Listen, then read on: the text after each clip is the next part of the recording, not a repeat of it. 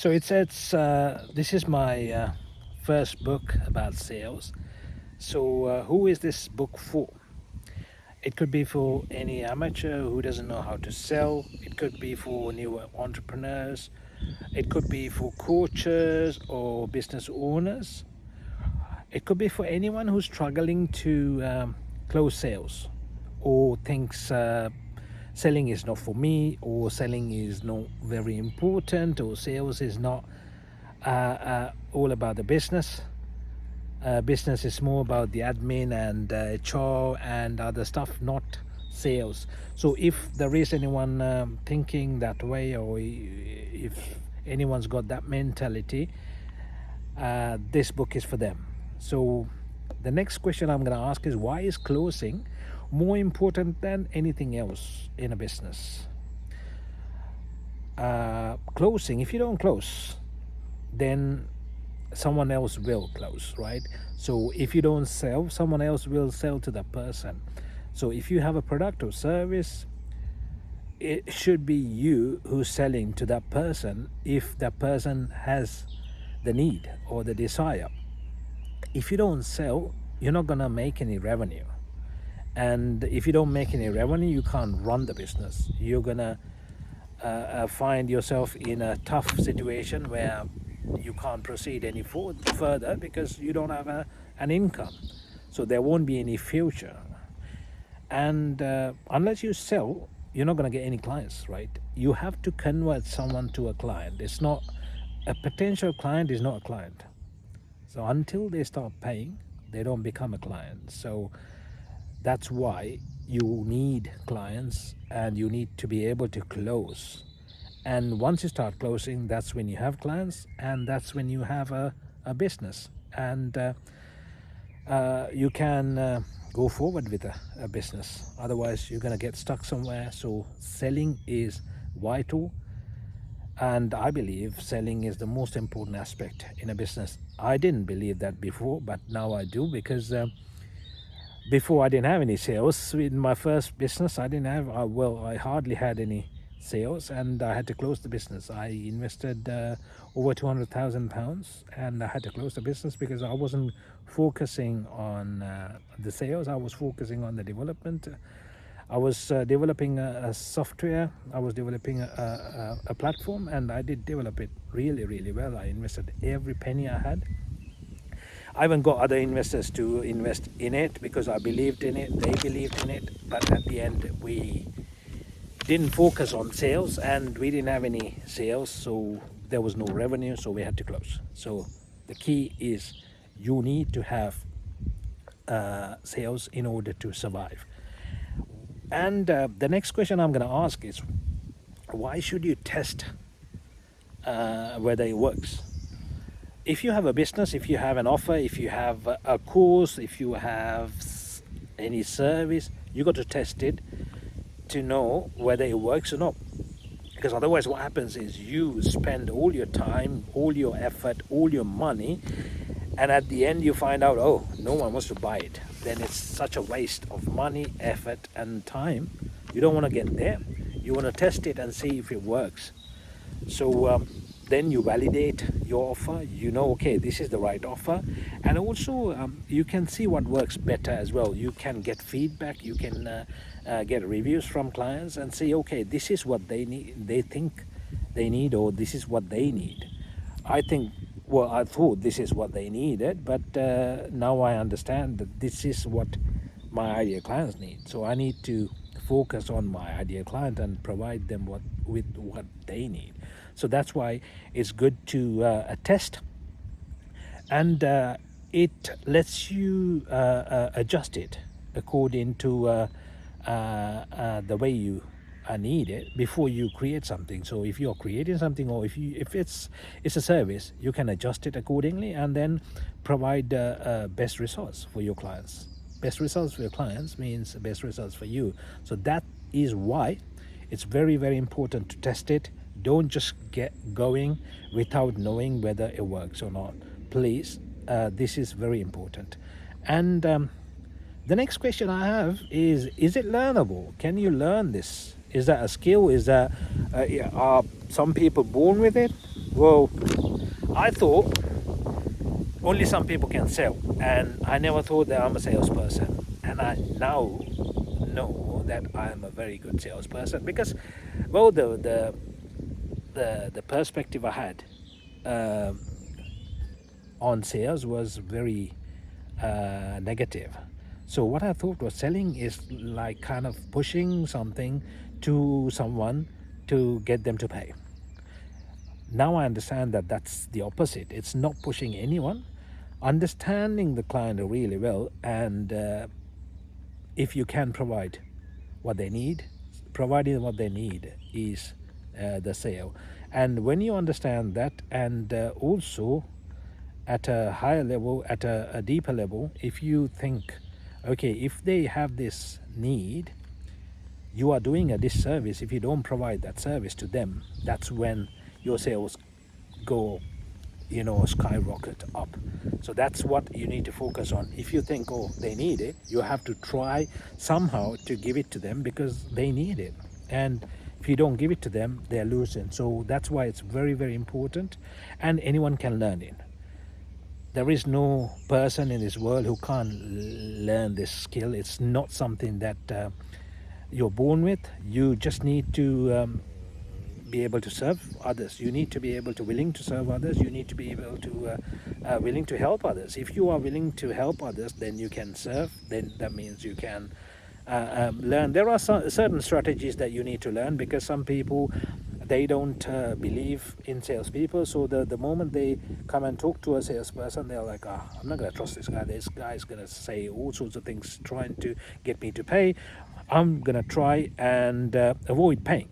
So that's some people's mentality. But if you come across nicely, if you come across honest, as an honest guy, then they will definitely trust you. Once they start trusting you, they will start trusting your product or service. Then if they can afford it, they will buy. So it's the three P's basically: the price, the person, and the product that they are concerned about. If you can prove that all these three P's are taken care of, then you can easily sell.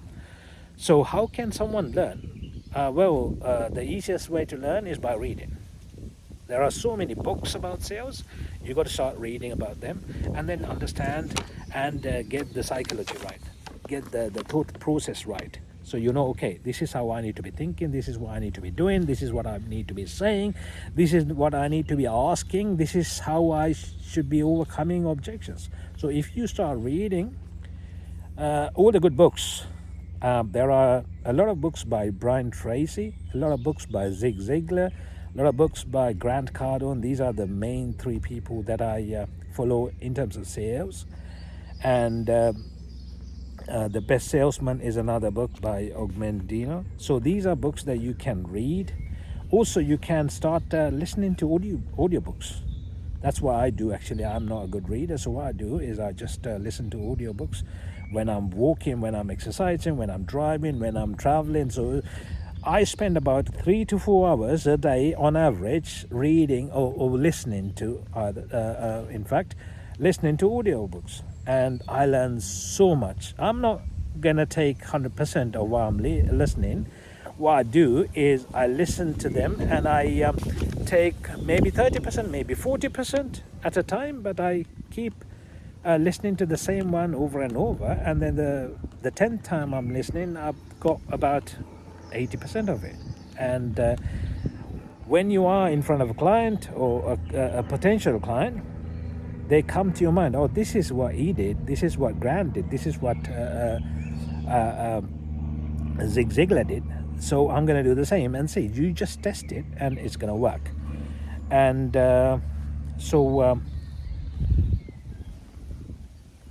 other thing is you need to practice as well. It's not just listening or reading these, but you need to start using them and practice them. Some of these things, when you start saying it the first time, it's going to be hard for you to put it into words. So you need to test it. You need to try it, practice it on your own time before the call, not on the call. Don't try to practice these on the call because sometimes you don't want to lose a client.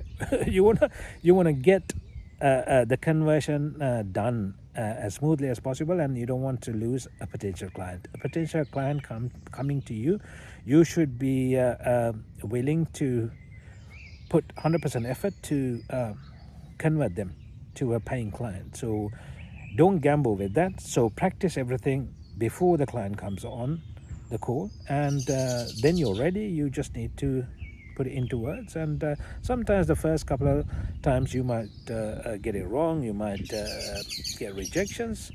I'm not saying you're not going to get rejections. I get rejections. It's just a part of selling. But don't focus on rejections. Don't think about, oh, will I get rejected?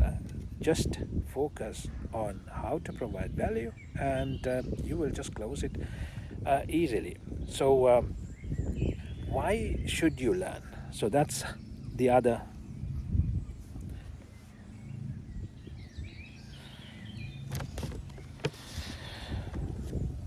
So why should you learn? So the reason why you should learn is because you want to survive. You want to expand your business. You want to scale your business. In order to scale your business, you need to learn, and that's the only way to learn by learning. So that's why you need to learn it, and that's why you need to be able to serve people, right? For you to serve people, you need to be able to close people. Without closing, you're not going to serve anyone. So you're going to lose the opportunity to serve. On the other hand, you're losing your money or the revenue. You're losing money for your family. And if you have very good intentions about what you do with the money, you're losing that as well. Maybe you want to give it to a charity, maybe you want to donate, you want to do something good for the society, and you're going to miss all this. And you're going to miss the opportunity of having a lovely life and enjoying your life as well. So why shouldn't you? You should be able to learn this and get the sales done. So that's why you should learn this. How to achieve results how do you achieve results? By reading this stuff. So this book, I urge you to read it at least 10 times. Just read it, gather some information, maybe write down some information that you think is important, reread it, listen to the audiobook. Hopefully you'll have an audiobook as well, so listen to it. And if there is a video, just watch the video. Try to gather as much as possible. The more you gather, the more confident you will be. If you come across an objection that you've never heard about, you're gonna struggle thinking about it and overcoming it.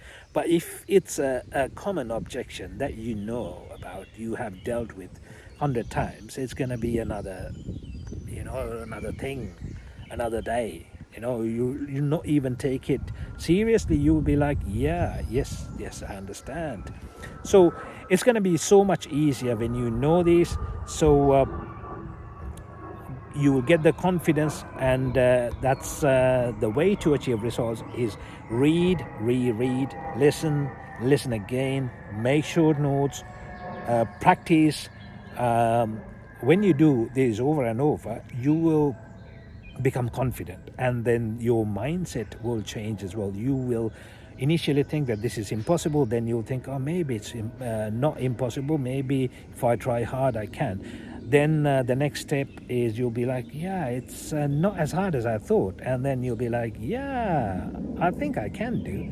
And then you will get to know, oh, I did close, wow. And then you'll be like, yeah, I can close more. I'm doing better. Now you'll get to the stage where, whoa, it's simple. It's like a piece of cake. I want to see if I get a client that I can't close. So that's the stage where you want to go to. So that's how you get to those stages.